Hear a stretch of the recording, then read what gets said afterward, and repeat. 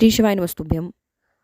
जय हिंद। आज मैं सबसे इम्पोर्टेंट टॉपिक पे बात करने वाली हूँ कि जो हमारे शास्त्रों में या भारत में भी ये हमारे बुज़ुर्गों में हमेशा हमें बोलते थे कि व्यक्ति को अपना जो धन अर्जित करना चाहिए, लाइक जो भी उनको पैसा कमाना चाहिए वो बिल्कुल ईमानदारी और धर्म से कमाना चाहिए।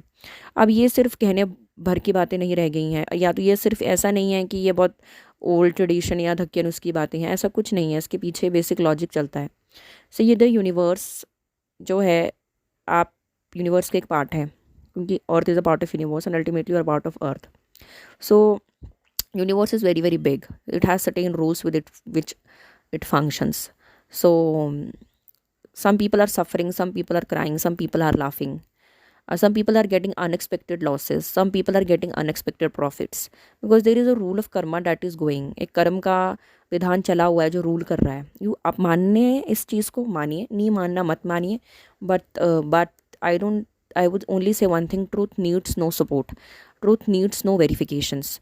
आपने मानना है मत मानिए, आपने नहीं मानना मानिए, बट ये तो सत्य है। ठीक है, तो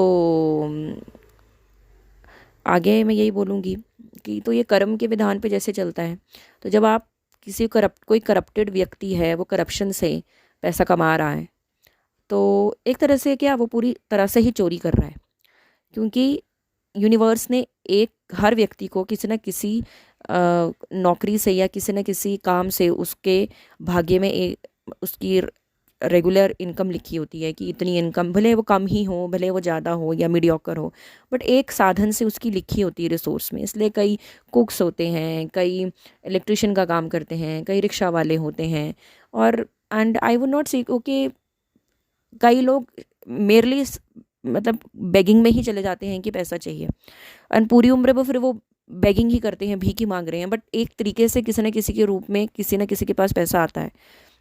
बट जब आप अपनी आपको जो यूनिवर्स ने एक नौकरी दी है, या जो आपको जो यूनिवर्स ने एक काम दिया है जिसके थ्रू आप पैसा अर्न करेंगे, आप यूनिवर्स के उस रूल को तोड़ के अपना खुद का मतलब बेकार सा, मैं बताऊंगी अनट्रूथफुल, वो लालची दिमाग लगाते हैं कि कैसा और पैसा आए बिना मेहनत के, और फिर आप करप्शन में पहुंच जाते हैं। तो वो पैसा आपके हिस्से का नहीं है। अब देखिए, वो पैसा यूनिवर्स ने आपके लिए आपके भाग्य में नहीं लिखा है, वो आप उसको खुद से, like you are trying to earn it, but that is not earning, that is stealing. So you stealing that money, and when you steal that money then definitely चोरी की तो भरपाई करनी पड़ेगी ना।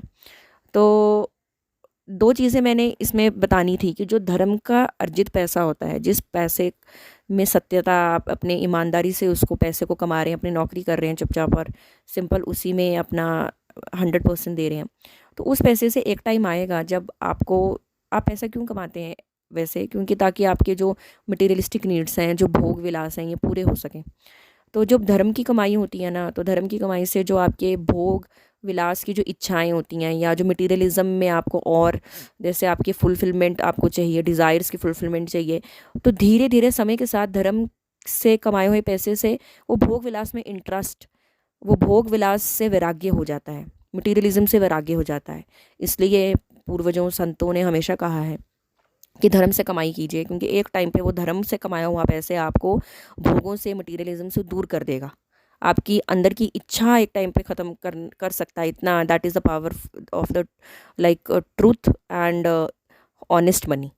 And on the other hand, जब आप corruption में जाते हैं और करप्शन से आप पैसा कमाते हैं, कोई आपके पास अपनी प्रॉब्लम लेके आया है और आपको आपकी सीट पे बैठाया गया है कि आपने किसी की सपोज नौकरी कर रहे हैं जिसमें आपको कोई सिटीजन्स के साथ डील करना है, पर आप उससे ओवर पैसा ले रहे हैं कि भाई तू मुझे 500 दे, 1000 दे, कितने तो लाखों की करप्शन पकड़ी जाती हैं। तो आपने चोरी किया है वो पैसा उस सिटीजन से, ठीक है, और उसकी पाई पाई चुकानी पड़ेगी, पाई पाई। And universe is coding this all for you. ठीक है, आपका हिसाब किताब लिखा जा रहा है। अब या तो अगले जन्म में किसी जानवर के रूप में अगर आपको आना ही पड़ेगा, दैट इज़ दो सिंपल कर्म विधान। आप या तो कुत्ते बन के आइए, बिल्ली, गाय, भैंस जो बन के आइए, या तो इंसान ही बन के आइए और फिर स्ट्रगल्स में रहिए, अपनी लाइफ आपकी पूरी रहेगी। आगे आपकी संतानों तक में भी ये जा सकता है। ओके, आई अंडरस्टैंड कि संतान अगर कोई बहुत अच्छी भी निकले, कि ही इज़ दैट संतान हार्ड वर्क भी कर रही है, बट 1% तो he will also bear the brunt of your corruption, because